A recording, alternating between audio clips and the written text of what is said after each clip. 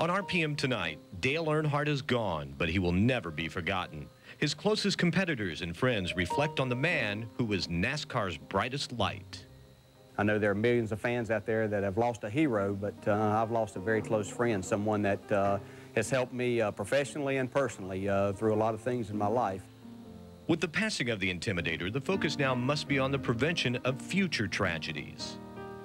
We also look back at one of the unforgettable victories from the Man in Black's career. They come toward the line. Who will it be? RPM Tonight is next. Going green this time 5. Going green this time 5. Bring them down.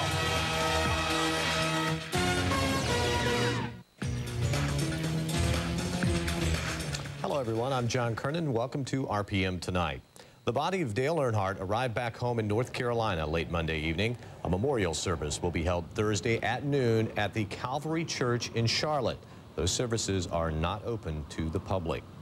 Earnhardt's car lost control and crashed after making slight contact with Sterling Marlin's car on the final lap of the Daytona 500. Today, Sterling told us what happened from his point of view. You know, I got under Dale up the back straightaway, and you know, I thought Schrader was going with me, and when I looked in the mirror and seen Schrader go outside, I knew it was going to be 3 deep getting in the corner. And you know, I was on the bottom of the racetrack as low as I could go, and you know, they really closed on us fast. I didn't realize it closed that fast, but Rusty, you know, really come up on Dale. I don't know if it got him loose or whatever, but you know, I was as low as I could go, and we touched and got to get away from each other, and then they really come down real quick then. And I don't know if that's when Rusty got right up on him and his car got loose. And you know, when you're middle like it takes the wind off of it, and you know, we touched again, and it sent my car back across the apron, and his too. And that's the last I saw was, you know, Dale's car going back up the bank. There have been reports today that the Richard Childress Racing number 3 team will return to action this weekend at Rockingham with Busch Series driver Kevin Harvick behind the wheel. But I talked to a spokesperson from Richard Childress Racing today, and he said their plans for this weekend have not been put firm as of yet. Meanwhile, Marlo Klein says it's almost business as usual for the other NASCAR teams. As the memorial outside Dale Earnhardt's team headquarters continued to grow with tributes from race fans, plans for a formal memorial were announced on Tuesday. Family and friends will attend a private ceremony at noon on Thursday in Charlotte. And just 1 day later, Earnhardt's former competitors will return to the racetrack at Rockingham. So even now, at team garages everywhere, the wheels of racing are back in motion. We met this morning, had a team meeting, and talked about it. And now we've just got to move on and try and get our cars prepared and go to Rockingham. It really been a quiet week here in the shop. Nobody's really talked about it a whole lot. It's been busy, obviously, coming back from Daytona. Everybody's got things to do, and maybe that's been a help. It tries to keep it off your mind a little bit. We've got to go on. David was telling me that some things that Richard Childress, you know, obviously, you know, they're going to have a car there. That's the nature of our business. Those crews will be racing Sunday, just 7 days removed from tragedy, are not quite sure what the emotions will be when it's time to get back on the track. I don't know what to expect this week or next week or any week after that. I really don't think anybody can answer the question of how it's going to affect not just the mood in the garage area, but the sport in general. I think it'll be fairly somber. You know, I doubt there'll be a lot of conversation.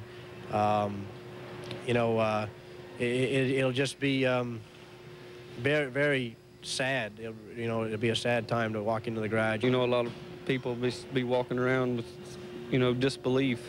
Certainly I will. And it'll be a different mood at Rockingham this weekend for sure. I don't think anybody really wants to go to Rockingham. If they canceled it, that'd be fine with all of us. But, you know, it's our job, and we just keep telling ourselves, what would Earnhardt do? And he'd probably have us by the back of the neck right now telling us to get our heads together. Along with Dale Earnhardt Jr., the other 2 drivers under Earnhardt's company flag, Daytona winner Michael Waltrip and Steve Park, will be racing on Sunday. Dale Jr. said his dad intended him to win races and the championship, and that's what will bring him to Rockingham. In Mooresville, North Carolina, Marlo Klein, ESPN.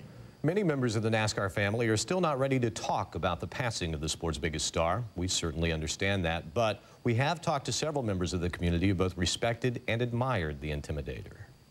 I'm not sure. I think anytime we have a situation like this, you know, we grieve for a couple of days. I can't cry any more tears. I've been heartbroken. Then you turn to the whys and what should we do, and I think in an incident like this, I don't believe that anything would have made a difference. Dale liked the open face helmet, and he had this theory that the full face helmet would break your neck. And Dale, you got to remember something about a stock car. When you're in a stock car, it's not like an Indy car. An Indy car, you sit and you're confined and you can't move. Most forms of racing are single-seaters. You kind of in a little capsule, if you will. A stock car, you're more open. You got to be able to look around. You got to be able to see where everybody is. Dale didn't like to be restrained at all, and he liked that open face, he liked that feel, so he could feel the car, feel the wind. Every driver has a preference, and given, I mean, we all know the options. We all know what's out there. We know what we like, what we don't like, and that's a choice the driver makes. Would it save Dale's life? I don't know. Today, I don't care. I just worry. I'm heartbroken about what happened to Dale. We got to figure out some, you know, things down the road. It's just a terrible tragedy. I mean, Dale's the type of person that you almost feel like he's indestructible. I mean, he's had a lot of bad accidents and stuff in his career, and he always jumps out of the car and waves to the fans, and he's back next week, and it's very difficult. This has shaken our world as we know it in NASCAR racing. Me personally, losing a very, very good friend. I know there are millions of fans out there that have lost a hero, but I've lost a very close friend, someone that has helped me professionally and personally through a lot of things in my life, and that's what I'm going to miss the most. And you know, we realize that what we do has a certain amount of danger that goes along with it. I'm comfortable with that. Dale was very comfortable with that, and but this is what we choose to do. I do believe that we can do it better than we've been doing. I do believe that we have to be more proactive. I also believe that NASCAR cares. They want it to be as safe as possible. We just need to figure a way to make it safer. You cannot hide the fact that we've had 4 similar deaths all within a short period of time. They are not coincidences. There's something going on. We need to figure out what it is. NASCAR wants to figure out what it is, and I think they'll do everything they can in an effort to get it figured out. According to a story by Ed Hinton in the Orlando Sentinel, the company that makes the Hans device received orders from some 40 race car drivers on Monday. Not all of the drivers who placed an order race in NASCAR, but the company says representatives of Rusty Wallace did call to inquire about the device. At last month's test in Las Vegas, we talked to a number of drivers about the Hans device. Some thought it was a good idea, while others were still withholding judgment. I really think it's a good thing. I'll tell you what, though, after you wreck some really big wrecks like I've had, like at Talladega 23 times end over end, Daytona, 200-mile-an-hour wide open in the wall of Phoenix, there's a certain way I brace for an accident. And with the Hans device, it doesn't let me brace like that for an accident. And that's the only thing that's got me thinking. I don't know if I'm going to use it because of the way I brace when I know I'm gone. It's ridiculous that we don't run it. I mean, we need to run it. The Hans device is awesome. I mean, it's been tested. They say that it's the #1 safety device right now in auto racing. It's the best thing going. I think the intent of it is good. I probably am not the best guy to speak about the Hans device because I haven't tried it. The theory is great.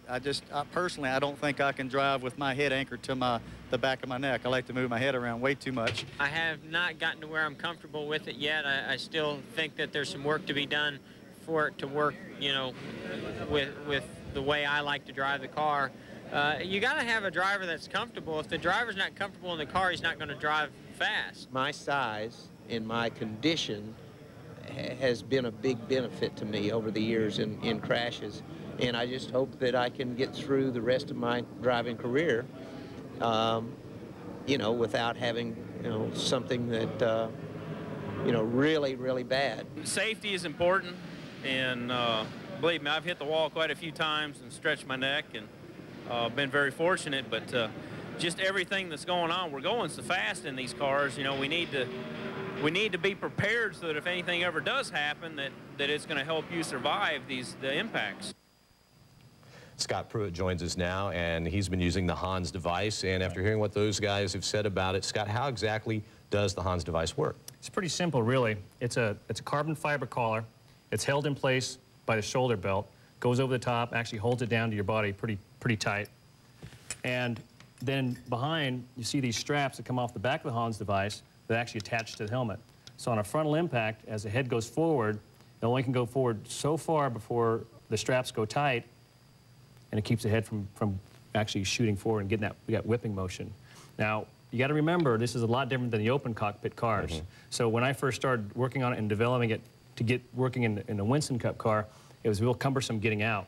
So we added one more feature, which got that strap, quick release straps. You see how fast it actually comes off. So now you can get it off, get it out, and away from the race car. Now, you mentioned it's very effective in the frontal impact. There's been a lot of clinical studies. We've got some tape, some video of a frontal impact, and here I want you to explain this. This is a frontal impact without the Hans device. Really notice how far that helmet shoots forward, clear up to the steering wheel, actually bends the steering wheel up to the top. Shield flies open, a lot of stretch on the neck. This is with the Hans device. Really pay attention to the steering wheel location, the helmet, significant reduction in the amount of stretch on the neck. And that's what we're talking about. Now, that is just incredible, but I can see how it works in an Indy car because the way you're closed in. Right. Now, here, there's a lot of open space inside the cockpit, so is the Hans the end-all, be-all, the cure? Not at all. It's just a piece of the puzzle. And let's take a look at the seat that we ran last year. Now, this is a seat that I ran within the guidelines of what NASCAR said. It had to be aluminum, and what we're looking at here is a seat that was actually made to my body. Through here, you've got a real good location of the pelvis, have crushable material on both sides up around the rib cage, up through the shoulder areas, good strong structure on the outside, crushable energy absorbing material on the inside, and last but not least, up around the head area. Just as the Hans device protects the head from going forward, we also have to protect it in lateral crash and then a shot from behind. So all this is covered with material that absorbs energy. We're continuing looking at new materials and what else is out there. And all this will be specific to whatever driver, whatever helmet he's wearing, so he's comfortable viewing out of it and comfortable running it. Well, let's take a look and see exactly what goes on during a lateral crash, a side impact. This is a standard seat that you see here. Notice how much stretch of the neck, the violent whipping motion. This is actually pretty graphic. It really gives you a good idea. Now, this is with a seat that is significantly higher in strength on a lateral. You look at significantly reduces the amount of movement of the head and of the whole body. Now, realizing these are just prototypes, and what we're trying to do is come up with a seating structure that really makes sense. This would be the next generation. This is something that PPI is working on currently. The outside structure, carbon fiber, very stiff. Want to really control the movement of the body. On the inside, crushable pads. These can be replaceable. Shoulders, up around the head, down to the pelvis area, and then all the way down to the pedals. It's very important that the driver's actually in almost a cocoon, so to say, so when he does have a hard impact from any position, he's protected the best he can. What about, say, one of the most common impacts in a stock car seems to be a right front? Absolutely. Now, take a look at this video here. Now, what we're seeing is, with the Hans device, but no seat structure, extra seat structure. And what's happening here is, it's a combination. As we talked about, the pieces have to come together. We have to take and use all these pieces together to get this safety that we're talking about. And this is what we're talking about in this next generation seat. We've been working very, very hard on it last year. I know the prototypes are very, very close to being done, and it's certainly a work in progress, but it's all based off hard scientific testing. All right, Scott, thank you very much for bringing the equipment down and showing it to us. It was very, very interesting. Later on RPM Tonight, we look back at one of Dale Earnhardt's most exciting victories. And when we come back, Kenny Mayne remembers the Intimidator's special day. So my mom named me Kathy with an I. You know, if you think about it, everything with an I in it's like so much better. Like ice cream's got an I, and Gandhi, you know, the bald guy, he was really nice. And then there's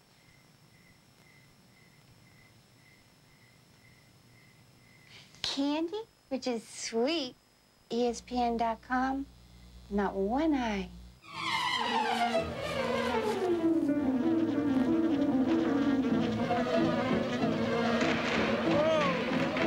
At Wendy's, we'd like like to make an important announcement. Our honey ham and chicken sandwich is back. With its big whole breast filet, creamy Dijon sauce, and 2 slices of honey ham, it makes a delicious sandwich. And you can thank Dave if you ever see him again. Wendy's honey ham and chicken. It's all the buzz.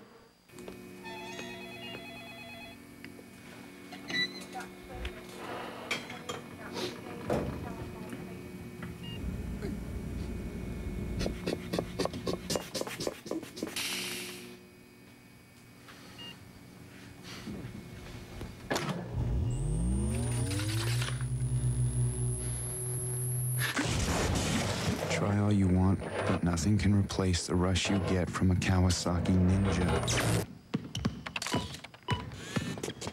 Excellent. Can we have the next group in? Yeah!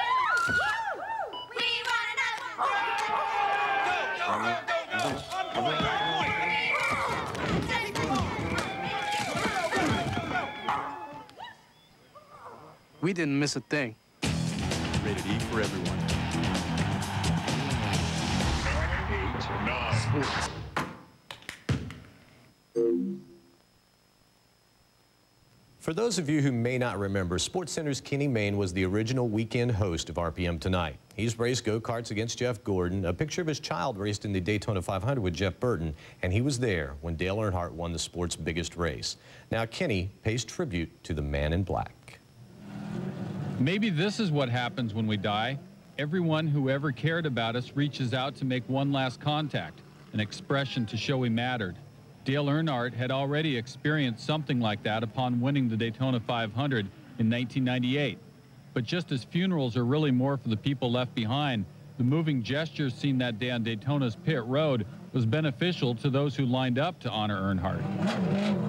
They can say they were there the day Dale Earnhardt won his 500. They can say they shared in it. That's what I'll say. His car drew us in like a magnet. The only release from his pull was to make actual contact, and each one who did came away more overjoyed than the last. It all played out in slow motion. The energy continued to build, then erupted.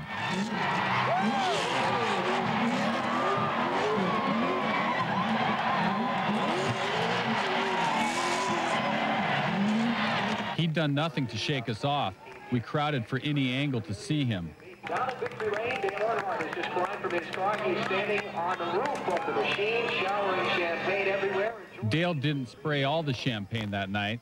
I didn't wear my suit. So the shower's out? Welcome back.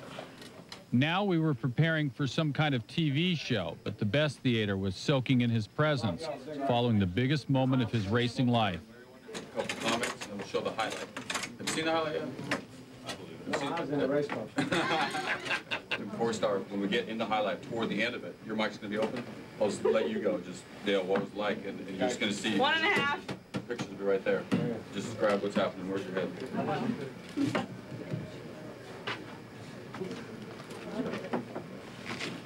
He carried the room just as he'd carried the day, and he was so big we could steal part of him for ourselves. That makes us very fortunate now as we reach out to express the fact he mattered. We're going go-kart right tonight. Do you want to go? I promised the guys I would ask. Big party. You want us to go there? No. Everybody else is, he's not. It was his night, his party. But the thing is, even Dale Earnhardt was powerless to stop others from claiming that day as theirs. Celebrations like funerals or shared events. And welcome, car fans. We are live from Daytona, and it's safe to say if Dale Earnhardt made out a short list of things to do upon winning his first Daytona 500, sitting in a chair was not on the list. Gentlemen, start your emotions. Dale, thanks for being on the show. Next on RPM Tonight, one of Dale Earnhardt's most exciting finishes.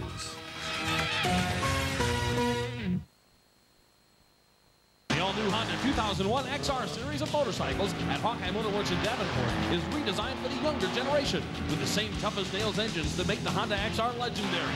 Unrivaled comfort and maneuverability for a broad range of riders. Come see the full line of Honda's 2001 Sport Trax ATVs, including the all-new 250EX. If you want to master any terrain, you'll need a Honda Sport Trax. Now get Honda card deferred payments on the XR series or special low payments on all ATVs for a limited time. Get it all and more at Hawkeye Motorworks in Davenport.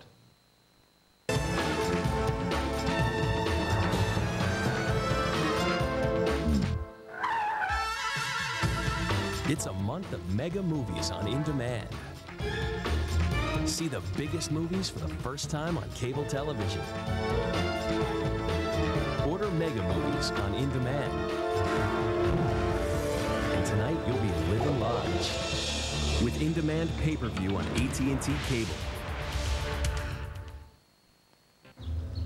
ESPN.com's like all excited about their sports news and stuff, but all it is like words and reading.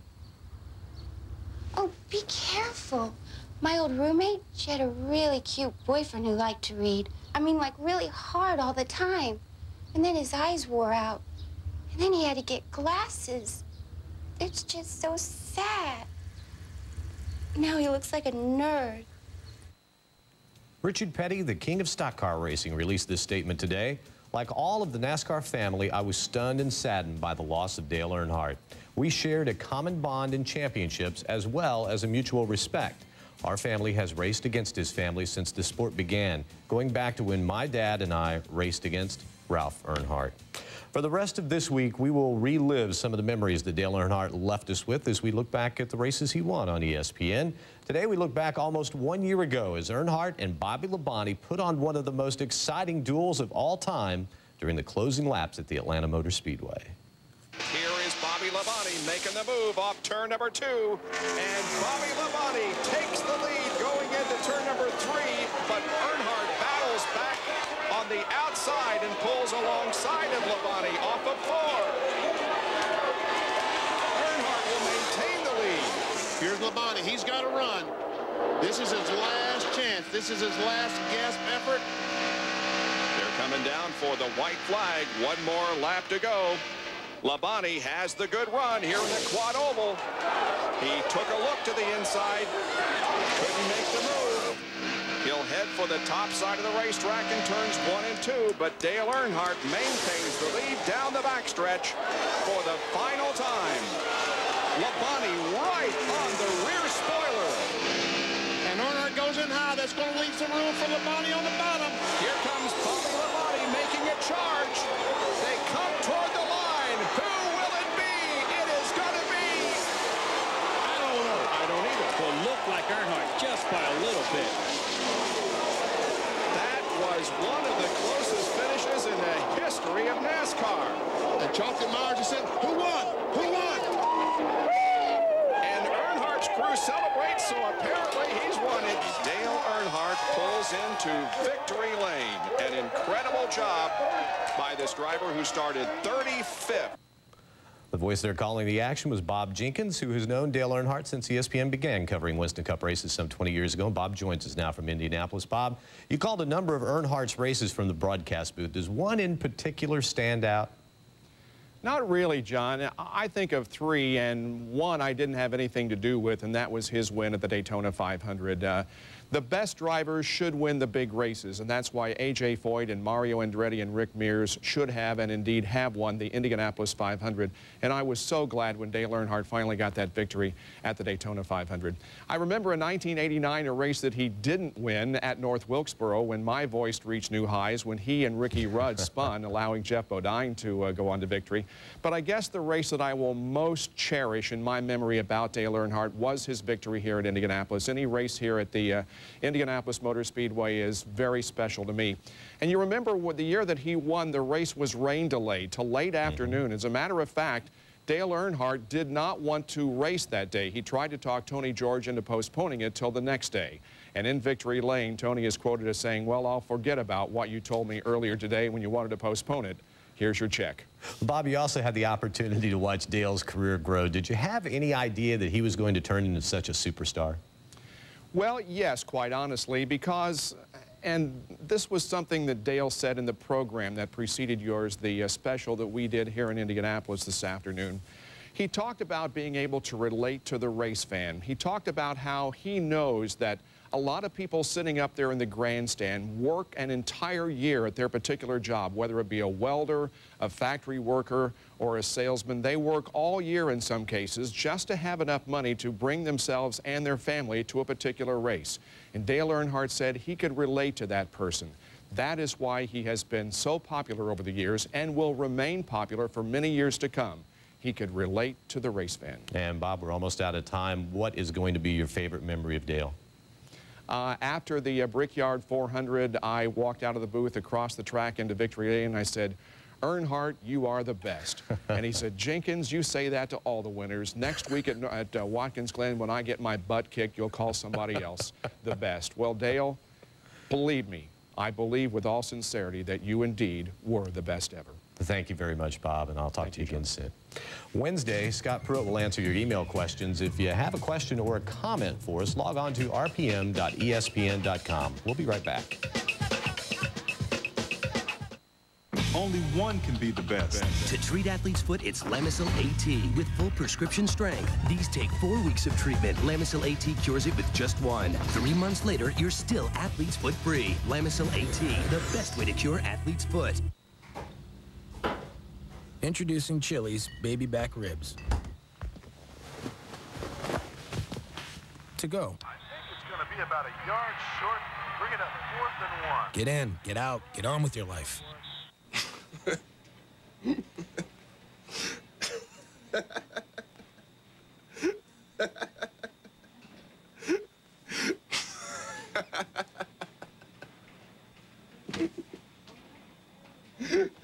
Seriously, man, what's your real name? It's Trey Winger.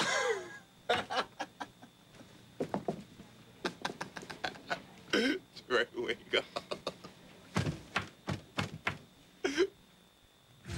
Dale Earnhardt's first Winston Cup win came in 1979 at Bristol in April. Afterwards, his crew chief, Jake Elters, said, I like Darrell Waltrip, but at this point in his career, I think Dale is showing more potential than Darrell did at the same stage. We'll be right back.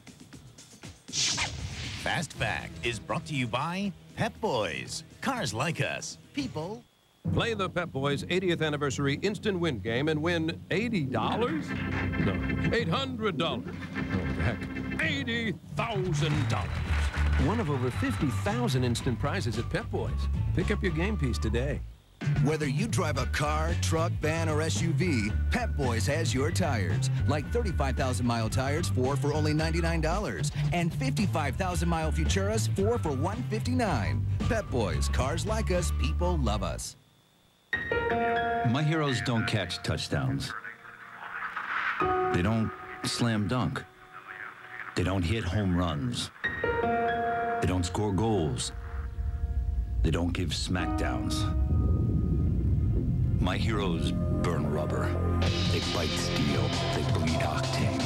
They risk their life in every turn, on every track, in every race. My heroes race cars. Fast cars.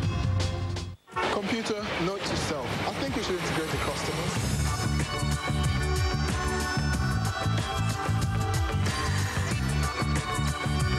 Kema Azunma just can't get technology off his mind.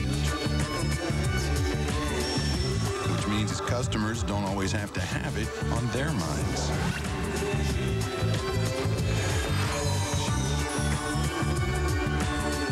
WorldCom, Generation D. Now, buy a large pepperoni pizza for $9.99 and get Domino's new Cinesticks free. Right, Andy? Freshly baked with cinnamon and sugar topped with vanilla icing. Call now. Domino's always delivers. Not only does La Quinta have sparkling pools to help you relax, we'll float you $10 cash when you check out. Look for this coupon in USA Today or at laquinta.com and call La Quinta. You stay, we pay. A great tradition continues on ESPN2, Friday Night Fights. This week's main event, Jesus Chavez takes on Tom Johnson in a 12-round NABF Super Featherweight Championship battle. Friday Night Fights, Friday at 9 on ESPN2. Something important to keep in mind, Wednesday and Thursday, RPM Tonight will be on at 6:30 Eastern. We then return to our regular time of 7 Eastern on Friday. And one other note before we go, I've heard some speculation, people saying that Ward Burton started Sunday's multi-car crash on the backstretch during the Daytona 500. Called Ward, asked him what happened. He said another car hit him from behind, forcing him into Tony Stewart. See you Wednesday at 6:30. Good night, everybody. RPM Tonight is a presentation of ESPN, the worldwide leader in sports. For more, log on to ESPN.com.